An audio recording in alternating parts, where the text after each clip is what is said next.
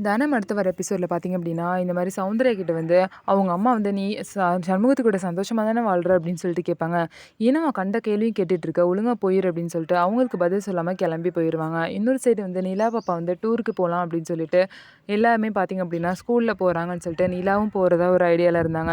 அதனால தனம் பார்த்தீங்க அப்படின்னா, ஸ்கூல்ல விடுறதுக்காக வந்து கூட்டிட்டு போவாங்க. நடுவுலயே வந்து டயர் பஞ்சர் ஆனனால, பஞ்சர் பண்ணிட்டு போறதுக்கு பார்த்தீங்க அப்படின்னா, கொஞ்சம் வந்து லேட் ஆயிரும். அதனால பார்த்தீங்க அப்படின்னா, நிலாவோட டீச்சர் கால் பண்ணி இந்த மாரி கதிர் கிட்ட கேட்பாங்க.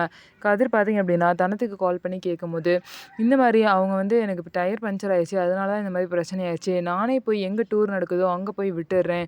பஸ் கிளம்புனா என்ன அப்படின்னு சொல்லிட்டு, தனமே பார்த்தீங்கன்னா, டைரக்ட்டா நிலாவ வந்து போய் டூர் நடக்கிற இடத்துல விட போறாங்க. ஸோ இவ்வளோ தூரம் பார்த்தீங்க அப்படின்னா, நிலாக்காக யோசிச்சு தனம் வந்து ஒவ்வொரு விஷயத்தையும் பண்ணிட்டு இருக்காங்க. அது மட்டும் இல்லாம கதிர் சாரும் வந்து தனத்த லவ் பண்றாங்க அப்படின்னு தெரியும். ஸோ 2 பேருமே நிலா மேல தான் ரொம்பவே அக்கறையா இருக்காங்க.